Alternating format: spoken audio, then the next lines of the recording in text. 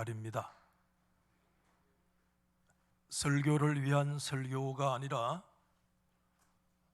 바라기는 우리 교회에 속한 모든 믿음의 권속들이 하나님의 복을 다 받아 승리하는 역사가 있기를 주의 이름으로 소망합니다.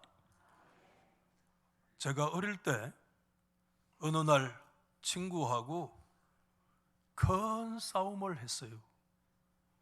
그래서 쌍코피가 터져가지고 온통 얼굴에 피칠을 해서 집에 돌아왔더니 어머니가 꾸짖으시면서 왜 싸움질을 하고 다니느냐? 제가 잘 싸우는 사람이 아니에요. 그래서 제가 대답을 했습니다. 친구가 저에게 이유 없이 엄청난 욕을 했기 때문에 내가 싸웠습니다. 그랬더니 어머니가 저에게 꾸짖으시면서 하시는 말씀이 있었어요. 좀 강단 용어는 아닙니다. 원색적이고 거친 말이기는 하지만 한번 소개해 볼게요. 이놈아, 여기 해봐요. 많이 쓰는 모양이네. 이놈아, 여기 배 타고 들어간다 카더나? 그러더라고요.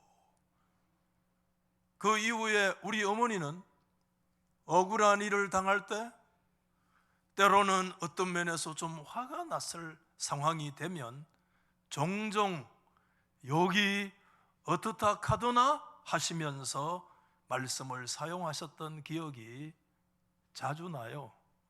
저는 오늘 요즘 사람들도 그런 얘기를 쓰는가?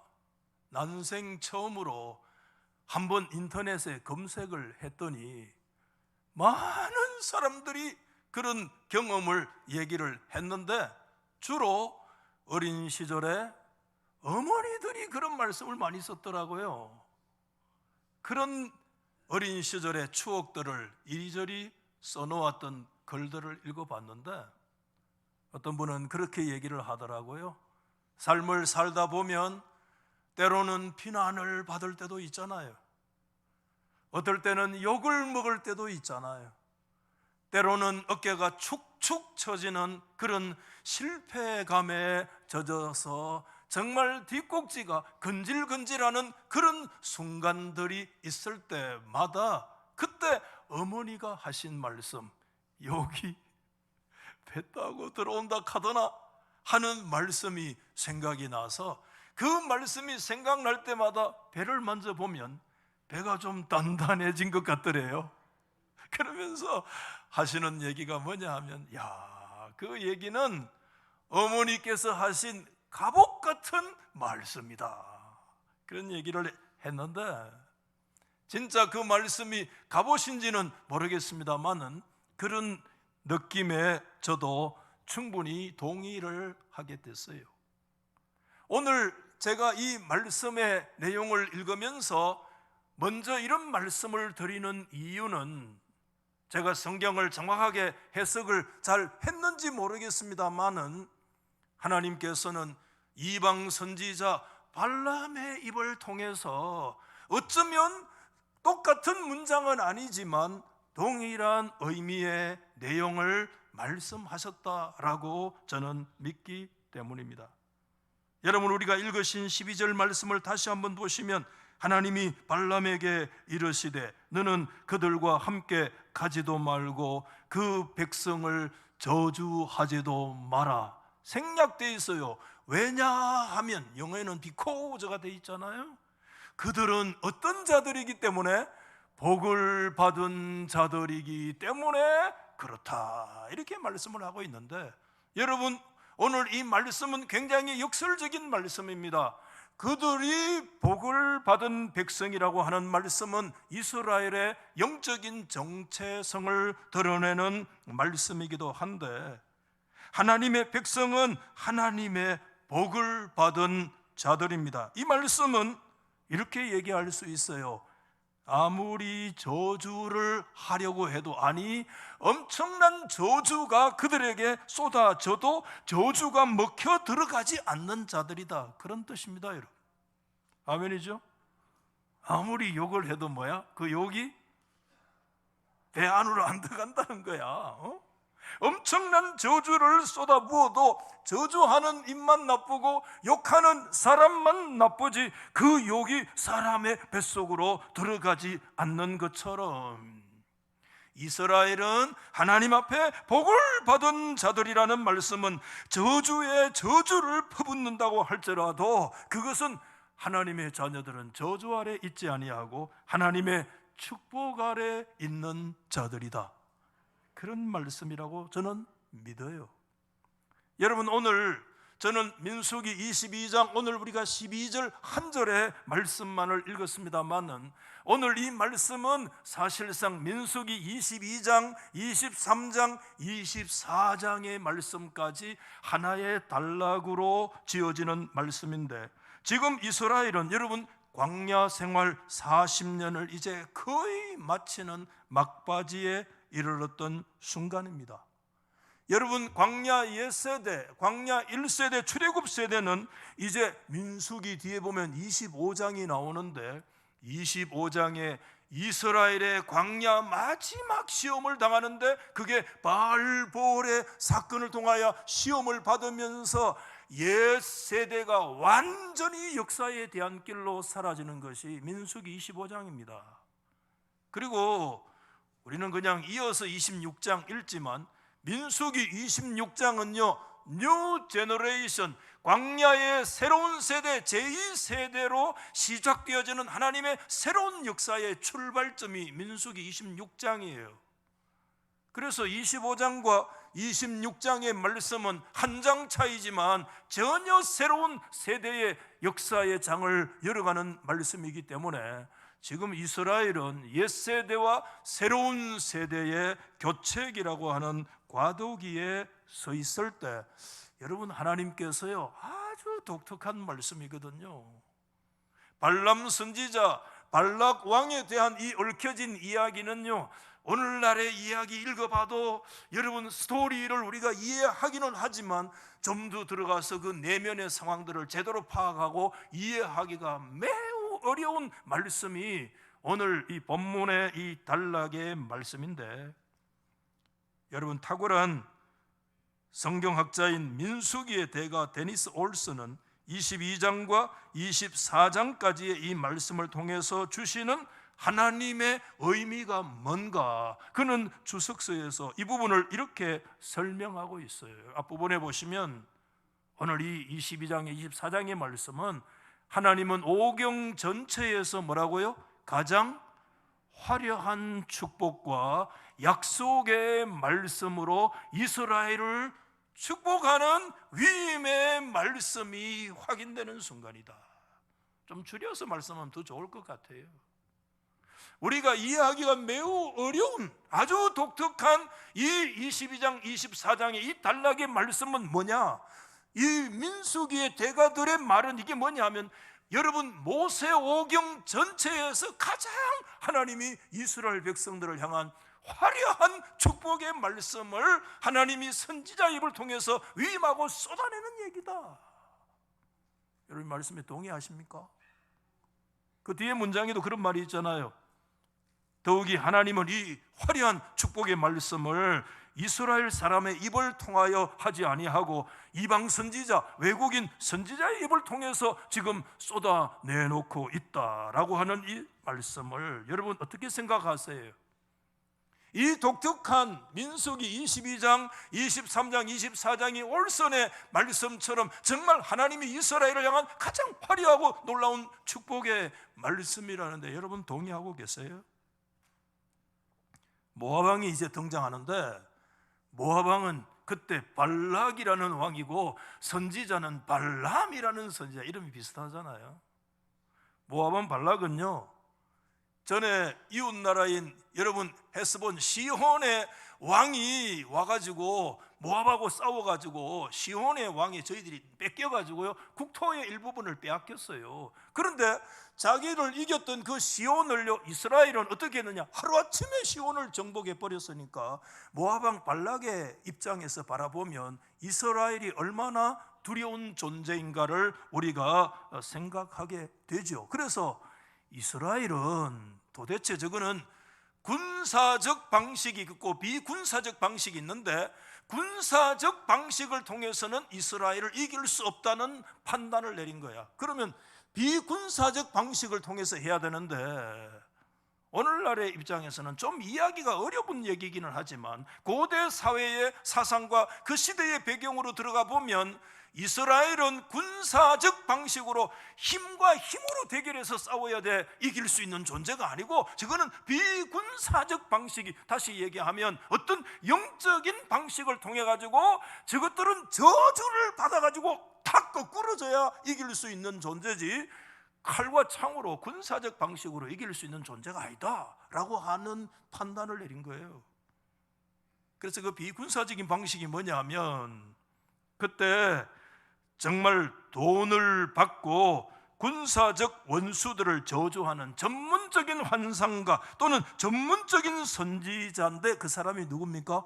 발람이라고 하는 선지자를요 돈을 줘서요 매수를 합니다. 성경은 복채라는 단어가 쓰여지고 있는데, 왜 복채냐고 하면 그때 그 발람 선지자의 영적 실상을 얘기해 주고 있는 거 아니에요? 그래서 정말 많은 지도자들을 막 때로 발람에게 보내가지고 막 손에 복채를 막 바리바리 들고 가가지고 그를 매수해가지고 당신이 그런 능력이 아니냐, 그렇기 때문에 이스라엘을 비군사적인 방식으로 저주해가지고 저것들을 그냥 저 광야 완전히 끝나기 전에 완전히 거꾸로 떨어야 되지 않느냐, 이 방식이에요. 이해되시죠?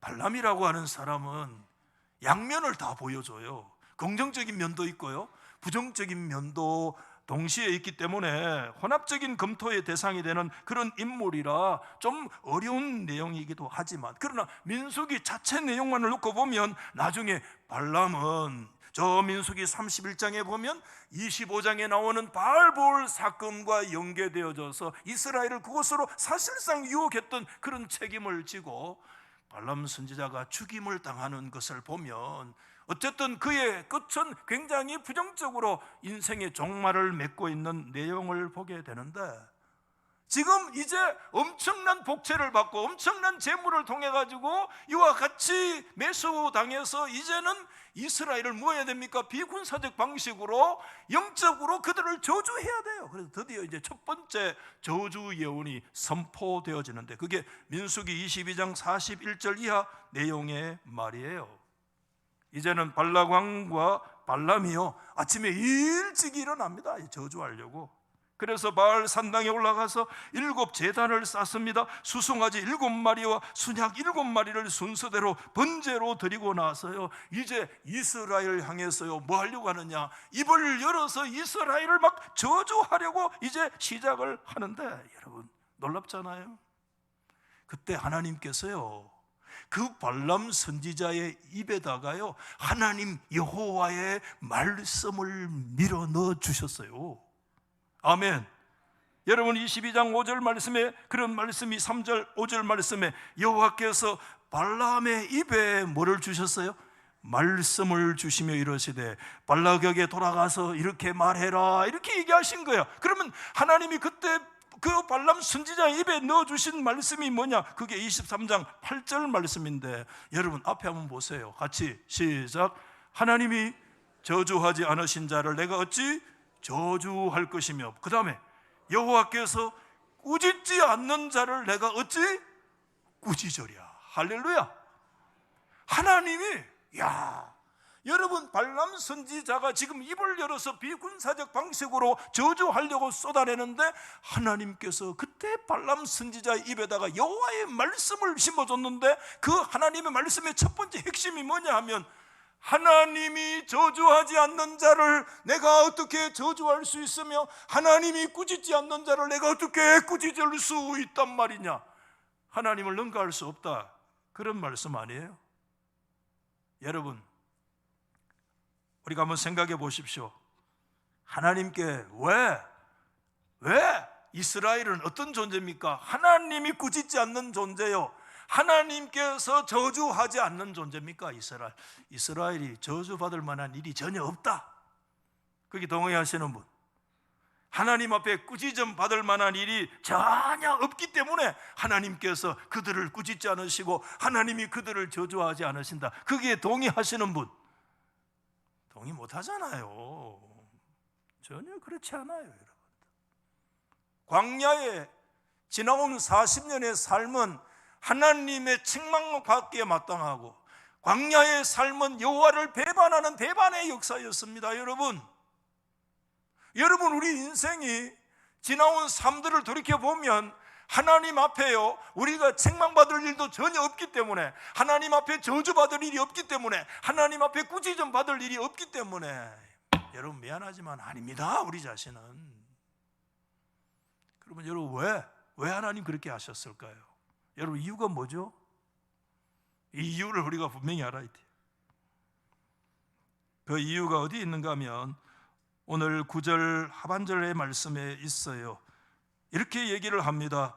그를 여러 민족 중에 하나로 여기지 않으리로다. 이 말씀이 무슨 말이냐 하면, 이스라엘은 여러 수많은 민족들 가운데 하나의 민족이 아니라는 거예요. 이 상대적으로 여러 백성들 가운데 하나의 백성이 아니에요. 물론 맞지만 하나님의 관점에서는 그렇지 않아요. 많은 사람이 있어도 그 중에 하나님이 아는 백성은 한 백성인데, 그게 뭐냐면 이스라엘인 줄 믿으시기를 바랍니다.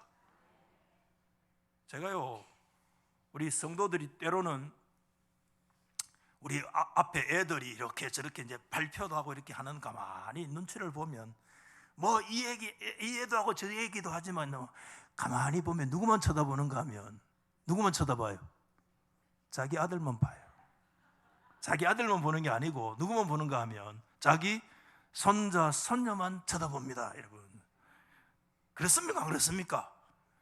그럼요, 그 손자 손녀 아들은요 여러 아들 중에 하나가 아니에요. 그때는요, 그는 절대적 존재예요. 여러 아들들 중에, 민족 중에 하나가 아니라 하나님 앞에 특별한 존재인 줄 믿으시기 바랍니다. 제가 가끔 유치원에 한 번씩 들어갑니다. 왜 들어가는 줄 아세요? 누구 때문에? 이사장이라서 들어가기도 하지만 손녀가 와가지고 한 달 동안 있기 때문에 지나가면서 미안합니다, 다른 사람 애들 누구 눈이 자꾸 보여요? 말 안 하겠어. 그럴 수밖에 없더란 말이야.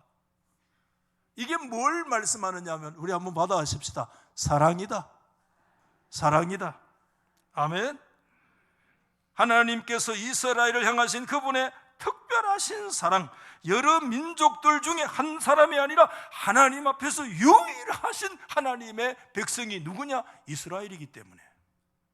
할렐루야. 여러분, 민수기 22장 23장 양장에 보면 저주라고 하는 단어를 제가 헤아려 보니까 10번이 넘게 나와요. 여러분, 성경의 한 단락 속에 저주라는 단어가 이렇게 도배가 되어진 경우가 없어요. 진짜 저주의 장이에요. 온통 저주에서 저주로 말씀이 시작되어지는데, 그러나 그 저주가 저주일 수 없는 이유가 하나 있는데, 그것은 이스라엘을 향하신 하나님 그분의 특별하신 사랑 때문에. 아멘. 그래서 저는 진짜 개인적으로 가슴에 늘 기억하고 늘 되뇌이는 성경 구절이 있어요. 제가 그런 말씀드리잖아요. 황금으로 우리의 가슴에 새겨야 될 그런 구절이 있는데, 그게 로마서 8장에, 그래서 몇 년 전에 88신앙 그런 말씀도 했어요. 로마서 8장에 그 말씀을 가지고 말이에요. 여러분, 사도 바울은 로마서 8장 33절에 같이 읽어봅시다. 누가 능히 하나님께서 택하신 자들을 뭐해요? 고발하겠느냐? 누가? 정죄하겠느냐? 누가 저주하느냐? 이 말입니다. 누가 우리를 그리스도의 사랑에서 끊을 수 있느냐? 그 다음에 시작. 환난이나 권고나 박해나 기근이나 적신이나 위험이나 칼이라. 그러나 이 모든 일에 우리를 사랑하시는 이로 말미암아 우리가 뭐죠? 넉넉히 이기느니라. 할렐루야. 뭐로 이깁니까? 환난과 곤고와 박해와 기근과 수많은 도전 앞에, 그 엄청난 저주의 역사들 앞에서 하나님의 백성들이 이길 수 있는 길은 한 길밖에 없습니다. 우리를 향하신 그분의 위대하신 특별한 사랑 때문에 넉넉히 이기느니라. 사랑하기 때문에, 하나님이 사랑하시는 자를 누가 저주할 것이며 하나님께서 사랑하시는 자를 누가 꾸짖을 수 있겠니? 라고 하는, 야, 말이 바뀌어요. 축복으로. 그렇다고 여러분 포기합니까? 두 번째 저주의 역사가 나타나는데, 민수기 23장 말씀인데, 이번에는 어디로 올라가느냐 하면 비스가 산 꼭대기로 올라갑니다. 산 꼭대기에 올라가면요, 높은 곳에 한눈알이 잘 보이는 거야. 그래서 거기에서 효과적으로 저주를 하면은 그 산 아래에서 그들이 그냥 가나안 땅에 들어가기도 전에 그냥 광야에서 다 거꾸러지도록 지금 비스가 산에서 두 번째 저주의 역사를 위해서 지금 준비를 하고 있는데, 그때 발람이 막 용기를 내서 얘기하는데 23장 18절에 보니까 발람이 예언하여 이르되 발락이여 일어나 들어라, 십볼의 아들이여 내게 와서 똑띠 들어라, 이렇게 막 큰 소리 치는데, 야, 엄청난 저주를 쏟아낼 것 같은데, 그때 여러분 그 저주가 축복으로 다시 바뀌어요. 그것이 여러분 24장 20절 말씀에 보면은, 우리 같이 한번 봐도 시작. 내가 축복할 것을 받았으니 그가 주신 복을 내가 돌이키지 않으리라. 여러분, 그때 발람 선지자가 하나님 앞에 뭐를 받았어요? 저주의 말을 받지 않고 뭐를 받았습니까? 축복의 말을 받았으니, 하나님이 축복하신 그 복을 내가 어떻게 변개할 수 있느냐? 내가 그거 어떻게 바꿀 수 있느냐? 내가 하나님을 능가할 수 있겠느냐? 하나님은 그때 발람의 뜻대로, 발락의 뜻대로, 원수의 뜻대로 이스라엘을 그곳에 놓지 않으시고, 저주를 위해서 발락이여 십볼의 아들이여 딴 뒤 들어라, 큰 얘기를 하는데, 입에서 나가는 얘기는 하나님이 주신 말씀은 그들을 축복하는 말씀을 받았기 때문에 하나님이 주신 복을 내 마음대로 돌이킬 수 없다고 하시는 하나님의 역사가 나타나게 된 거예요. 그때 하나님의 주신 축복이 뭔 줄 아세요? 그 여러분 23장 21절 말씀에 보면 그와 같은 내용을 우리 같이 한번 읽어보십시다. 시작. 야곱의 허물을 보지 아니하시며 이스라엘의 반역을 보지 아니하시는도다. 거기까지. 저는 하나님께서 이스라엘에게 주신, 아니 오늘 이 자리에 있는 저와 여러분에게 주신 하나님의 가장 놀라운 복이 뭔 줄 아십니까? 오늘 이 한 문장이에요. 야곱의 허물을 허물로 보지 않으시고 이스라엘의 반역을 반역대로 보지 아니하시는 하나님 때문에 이스라엘이 지난 광야 40년 동안에 건재하고 존재하게 된 줄 여러분 믿습니까? 저와 여러분이 받은 하나님의 축복 가운데 가장 큰 축복이 뭔 줄 아십니까? 우리의 허물을 허물대로 보지 아니하시는 하나님, 우리의 죄를 죄대로 보지 않으시고 하나님 앞에 반역을 반역대로 처단하지 않으시고 우리의 죄를 죄대로 하나님이 다 갚지 않으시는 이 하나님의 용서와 사죄의 복이 하나님이 하나님의 백성 이스라엘이 오늘 우리에게 주시는 하나님의 가장 놀라운 복인 줄 믿으시면 아멘. 이런 복 저런 복이 있는 것 같지만요, 저와 여러분이 지나온 광야의 에클레시아의 삶 속에 이스라엘이 10번도 넘는 하나님을 반역하고 배도의 역사를 걸어왔는데, 그때 하나님께서 그럼에도 그들이 광야 40년 끝자락에 모압 평지까지 이르를 수 있도록 하시는 이유가 뭐냐 하면, 이스라엘의 허물을 허물대로, 이스라엘의 반역을 반역대로 돌리지 아니하시는 하나님 때문에.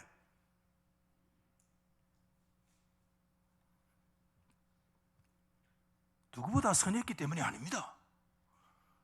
우리가 상대주의적인 관점에서 벗어나지 않으면 기독교 복음에 결코 이르르지 못합니다. 여러분, 내가 저 사람보다는 더 낫기 때문에 뭐가 나아요? 우리가 하나님 앞에서요. 논에 뽀제 논 빽깔래 제가 입에 달고 있어. 우리 인생은 전적으로 들어가 보면 타락하고 부패한 존재예요. 우리의 죄를 죄대로 갚지 않으시고 우리의 허물을 허물대로 갚지 않으시는 하나님의 그 은총 때문에 우리의 지나온 광야의 삶 속에 하나님이 저와 여러분의 생명을 붙들어 주셨습니다. 여러분, 이 하나님 앞에 고백할 수 있어야 돼요. 그래서 마지막 발람이 이렇게 외치는데 뭐라고까지 외치느냐 하면 23장 23절 말씀에 우리 한번 읽어봅시다. 시작. 야곱을 해할 만한 뭐지? 점술이 없고 이스라엘을 해코지할 만한 뭐가 없다? 복술이 없도다. 아멘. 이거 여러분 이스라엘에게 주신 말씀 아닙니다. 예수 그리스도 안에서 저와 여러분에게 주시는 하나님의 축복의 말씀인 줄 믿으시면 아멘. 야곱은 이스라엘을 말합니다. 하나님의 백성들을 말합니다. 하나님의 백성들을 해코지할 만한 그런 것들이 아무리 점괘를 뒤지고 뒤져도 그게 없고, 이스라엘을 해코지할 만한 거 아무리 뒤져고 찾아도 이스라엘을 해코지할 만한 그런 역사가 내 입에서 찾을 수가 없다. 왜? 하나님이 복 주신 자이기 때문에 그 말씀을 주시는 거예요. 얼마나 놀라운 말씀인지 몰라요. 그렇다고 포기합니까? 3세판 세 번이라고 하는 것은 사단의 상시적인 도전을 의미하는데 이제는 세 번째 장소를 또 옮깁니다. 어디가? 광야가 보이는 볼산 꼭대기까지 올라가는데 학자들은 이때 발람의 동선을 보면 약 640km를 왔다 갔다 했다는 거예요. 640km니까 얼마나 고대 사회에서.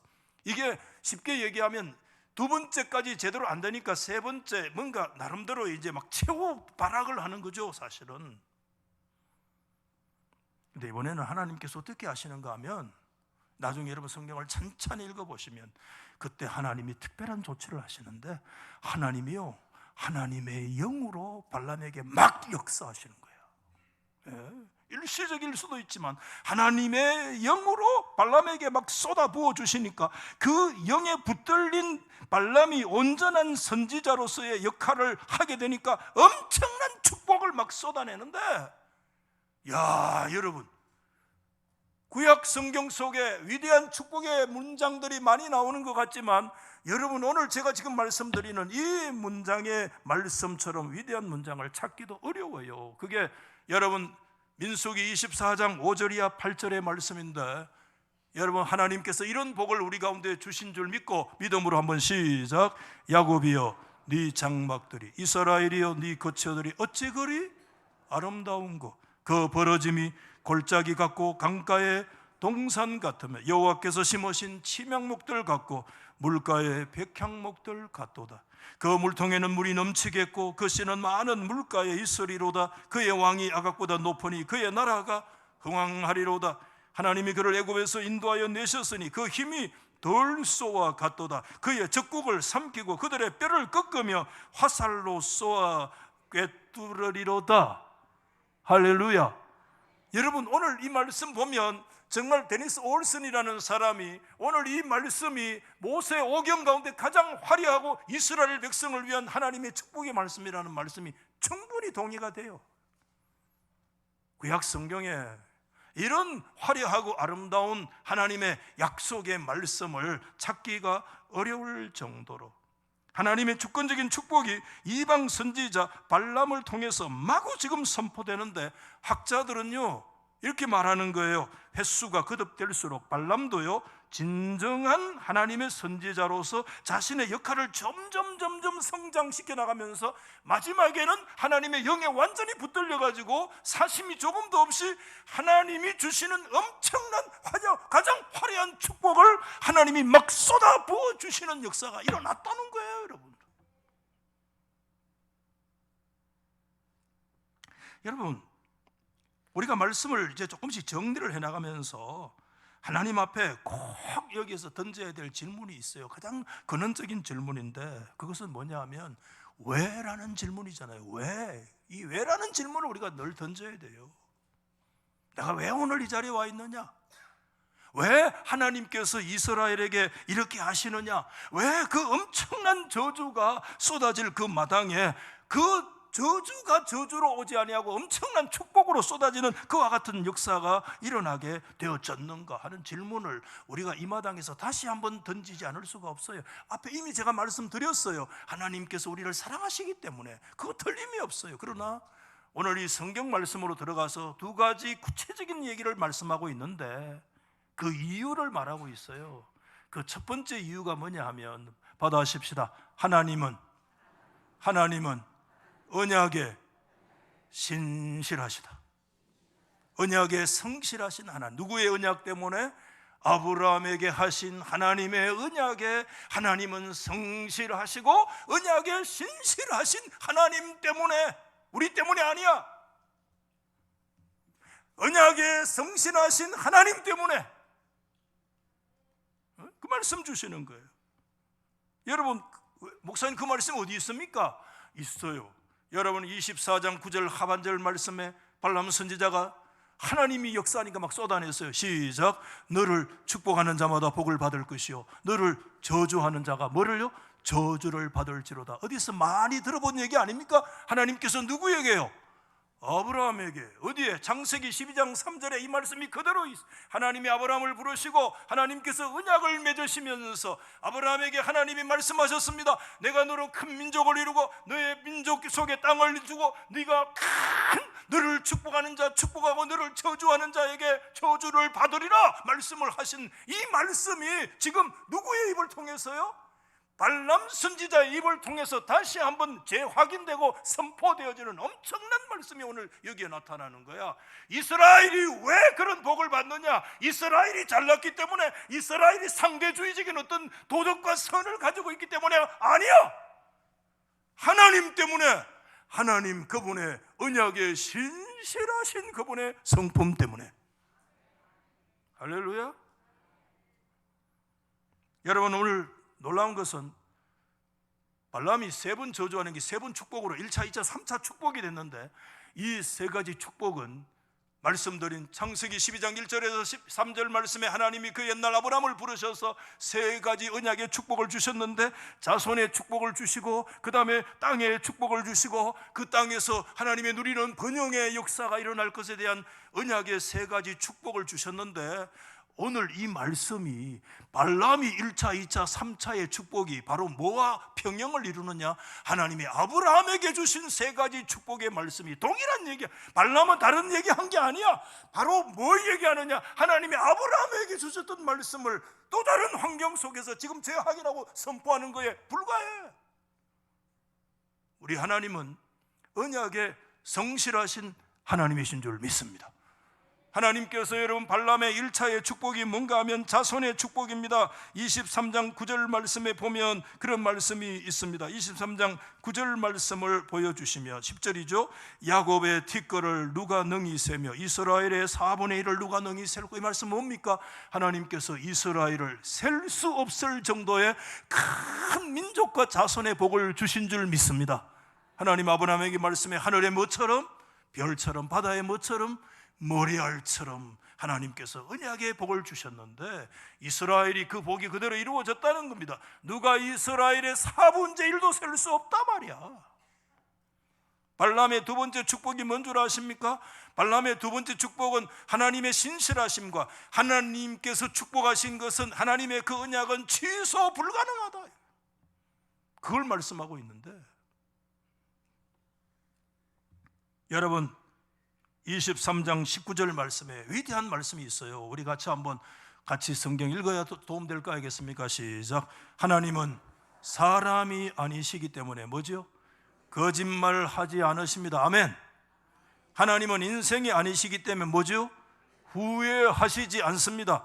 어찌 그 말씀하신 바를 행하지 않으시며 하신 말씀을 실행하지 않으시랴. 아멘.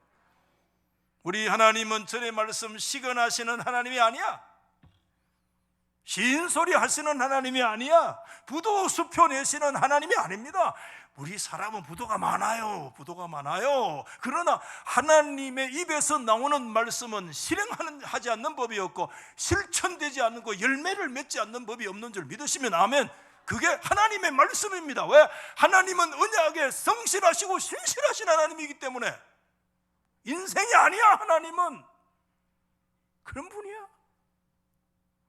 하나님의 약속은 취소되지 않습니다. 취소 불가능이야. 아브라함에게 말씀하신 거 하나님은 취소 불가능해요. 왜? 하나님 언약에 신실하신 하나님이시기 때문에. 발람의 세 번째 축복이 바로 그겁니다. 이스라엘이 미래적인 축복과 가나안 땅에서 누리게 될 평화의 번영이, 아까 여러분 24장 5절 이하 8절에 강가에 동산 같고 골짜기 침향목 같고 백향목 같은 그와 같은 역사들이 일어나게 될 거다. 여러분, 우리 하나님은 언약에 성실하시고 신실하신 하나님이신 줄로 믿습니다. 여러분, 시편 89편은 언약에 대한 말씀을 얘기하는데, 여러분 89편 34절에 말씀했습니다. 내 언약을 깨뜨리지 아니하고 내 입술에서 낸 것은 변하지 아니하리로다. 하나님은요, 언약을 깨뜨리지 않아요. 저와 여러분은 깨뜨리지 않아요. 목사님, 내가 그러면 잘못할 때, 내가 범죄할 때도 있는데, 인생이 다윗도 하나님 앞에 범죄했는데 그때 어떻게 합니까? 그때 하나님이 나의 언약을 깨뜨리고 언약을 거두고 가는 거 아닙니까? 아닙니다. 89편 32절에 앞에 33절까지 그 말씀을 하셨는데, 같이 한번 읽어봅시다. 내가 회초리로 그들의 뭐를? 죄를 다스리고 채찍으로 그들의 죄악을 벌하기는. 하나님이 죄를 싫어하십니다. 아멘. 그러나 나의 햇새들을 그에게서 다 거두지 아니하고 나의 성실도 패하지 아니하리라. 아멘. 저와 여러분 오늘 이 자리에 앉아 있는 이유는 뭡니까? 단 한 가지입니다. 우리가 약하고 넘어지고 쓰러지고 허물 많은 존재임에 틀림이 없지만, 그럼에도 하나님은 우리를 향하신 그분의 인자하심을 다 거두지 않으시고 우리를 향하신 하나님의 신실하심을 패하지 아니하시는 하나님 그분의 사랑 때문에 오늘 우리가 이 자리에 서게 된 줄로 믿으시면 아멘. 우리 때문에 아니야. 복을 받은 것은 하나님 그분 때문에. 저는 말씀을 마치면서 진짜 하는 거 있잖아. 참말로 참말로 오늘 여기 마지막 질문이에요. 거짓말 안 합니다. 진짜 마지막 질문입니다. 참말로 진짜로 하나님이 저와 여러분을 저주하지 않고 하나님이 진짜 우리를 사랑하시는 그 이유와 근거가 뭡니까? 진짜 이유가 뭡니까? 아유, 인물이 이 정도만 되면 안 되나? 돈이 막 100억 안 돼. 돈 갖고 지식이 내가 박사가 몇 개, 그거 안 돼. 하나님이 저주하지 않고 이스라엘을 저주하지 않으시고 하나님이 저주하시는 진짜 이유가 있어. 아이고, 목이 떨어지려고. 진짜 이유가 있어. 여러분, 발람의 예언은 세 분으로 안 끝납니다. 발람의 예언은 4차까지 예언돼요. 여러분, 발람의 예언은 민수기 24장 저 10절 이하 마지막 24절까지 네 번째 예언으로 마무리되어지는데, 그 네 번째 예언의 말씀은요, 문장 자체의 스타일이 달라집니다. 문장이 여러분 산문에서 뭐로 바뀌느냐? 운문으로 바뀝니다. 시로 바뀝니다. 왜 시로 바뀌는 줄 아세요? 사람은 언어의 한계를 갖고 있기 때문에 언어로 미주알 거주알 산문으로 다 설명하기가 어려워요. 이스라엘이 하나님 앞에 저주받지 않는 이유를, 그 역사를 뭐로 성화시키느냐? 시로 성화시켜요. 시로. 인간이 시로 한다는 것은 엄청난 언어의 나름대로 한계를 뛰어넘는 게 시야. 시로 나타나요. 시로. 이스라엘이 하나님 앞에 저주받지 않아야 될 이유는 문장으로 정리할 수 없고 시로서밖에 표현될 수 없는데, 그 시의 말씀이 10절이야 24절의 내용인데 그 많은 말씀들 오늘 이 시간에 다 못하는데 그 중에 한 구절의 말씀을 딱 꽂으라고 하면 24장 17절입니다. 여러분 한번 띄워주세요. 여러분 앞에 한번 보세요. 이제 발람이 얘기를 합니다. 시작. 내가 그를 보아도 지금 이때의 일이 아니고 내가 그를 바라보아도 뭐지? 가까운 날의 일이 아니라 뭐가 나타나요? 한 별이 야곱에게서 나오며 한 규가 이스라엘에서 일어나서 모압을 이쪽에서 저쪽까지 쳐서 무찌르고 또 셋의 자식들을 다 멸하리로다. 여러분, 저를 보십시오. 이 말씀을 가만히 들여다보면 지금 여러분, 이 이방 선지자였지만 발람은 마지막, 지금 이제 학자들은 얘기해요. 이 횟수가 거듭될수록 이 선지자가요 점점 하나님의 뜻에 합당한 선지자로 지금 세워져 가고 성장되어져 간다고 얘기를 하는데, 마지막 4차의 이 예언의 말씀을 통해서 지금 선지자가 하나님의 영이 막 충만해가지고 뭐를 받는가 하면 그 시대를 뛰어넘는 역사를 보는데, 그때 발람의 그 계시 앞에 뭐가 눈에 보인 거야. 뭐가 보이느냐? 결코 가까운 일이 아니야. 언젠가 되어질 일을 아닌지 모르겠는데 굉장히 먼 훗날에 일어날 일 같은데, 뭐가 일어나느냐? 한 별이 야곱 이스라엘에게서 한 별이 일어나고 한 규가 이스라엘에게서 막 일어나는데, 그 존재가 이스라엘의 원수인 모압을 이쪽에서 저쪽까지 막 치고 승리의 승리를 가져오는 그와 같은 역사를 지금 누가 보느냐? 발람 선지자가 뚜렷하게 바라보고 있는 거야. 여러분, 엄청난 걸 본 거야, 발람이.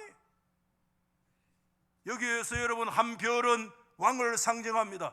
한 규와 홀은 지팡이입니다. 왕의 권위를 얘기합니다. 아주 권위 있는 한 존재인 이스라엘에서 한 별, 한 왕이 일어나서 이쪽에서 저쪽까지 계속해서 쳐부수고 하나님의 위대한 승리를 가져오는 한 존재가 나타나는데, 그 존재가 누굽니까? 가까운 미래로 바라보면 앞으로 일어날 다윗 왕일 수 있으나, 여러분, 다윗 왕으로 결코 만족할 수 없는 한 별이 일어나서 이곳에서 저곳까지 무찌르고 승리하게 하는 그 진정한 별이 누구냐? 그 진정한 한 별이 누구냐? 그의 손에 홀과 규를 쥐고 계셔서 동에서 서까지 능히 무찌르시는 그분이 계시는데, 그분이 누구냐? 역사가 기다리는 메시아, 하나님의 아들 예수 그리스도인 줄 믿으시면 아멘. 여러분, 발람은 엄청난 것을 바라본 거야. 먼 훗날에 일어나는 한 왕을 바라본 거야. 그분은 여러분 예수 그리스도입니다. 여러분, 제가 말씀드립니다. 왜 이스라엘이 멸망받을 수 없느냐? 왜 이스라엘이 저주받을 수 없느냐? 왜 하나님의 백성들이 허물과 죄 때문에 거꾸러지고 저주받을 수 없는 존재인가? 진짜 이유가 뭐냐? 우리 때문이 아니야. 그것을 떠받치고 있는 것은 예수 그리스도 때문에. 아멘. 왜 그런 줄 아세요? 우리가 왜 저주를 받지 않는 줄 아세요? 저주가 사라졌기 때문에 아니야. 진짜 저주받는 분이 계시기 때문에, 그분이 저주받았기 때문에 우리가 저주 없는 줄 믿으시면 아멘. 여러분, 이사야 53장의 말씀이 그 내용입니다. 그가 찔림은 우리의 뭐 때문에? 허물을 인하며, 그가 상함은 우리의 죄악을 인하며, 그가 징계를 받음으로 우리는 평안을 누리고, 그가 채찍에 맞았기 때문에 오늘 우리가 나음을 받은 줄 믿으시면 아멘. 그분이 진짜 저주를 받았기 때문에 오늘 그 저주가 우리에게는 축복이 된 줄 믿습니다. 여러분, 아브라함의 독자의 이삭이 죽지 않았습니다. 하나님께서 그 독자 이삭을 살려두었습니다. 이삭이 살아난 이유는, 이삭은 죽을 수 없어요. 왜 이삭이 죽을 수 없느냐? 진짜 죽으실 분이 계시기 때문에 그래요. 그 진짜 죽으실 분이 참 독생자, 참 하나님의 씨이신 예수 그리스도, 그분이 십자가에 죽으셨기 때문에, 그분의 죽음 때문에 이삭이 죽지 않고 살아난 줄 믿습니다. 그분이 죽으셨기 때문에 하나님께서 오늘 우리가 죄 때문에 죽지 아니하고 우리 가운데 영원한 생명이 주어진 줄 믿으시면 아멘. 왜 이스라엘이 저주받을 수 없느냐? 왜 하나님의 백성들이 저주받을 수 없느냐?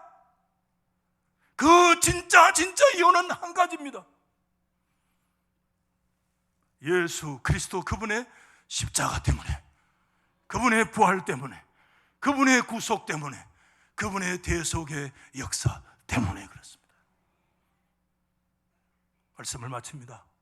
우리는 누굽니까? 복을 많이 받아야지. 저는 진실로 2월달 한 달 내내 그걸 원하고 기도했어요. 하나님, 나는 다 모르겠습니다만 교회에 속한 믿음의 권속들이 하나님, 이 안에 진짜 하나님 앞에 복을 받기를 원합니다. 그런 마음이 저의 마음속에 있는데, 하나님이 그분이 기뻐하시는 대로 허락해 주실 걸 저는 믿는데, 그러나 한 걸음 더 나갑니다. 우리는 복을 받을 자들이 아닙니다. 이미 우리는 복을 받은 자예요. 여러분, 말씀드립니다. 어떤 욕이 와도, 욕이 뭐야? 욕이 뭐야?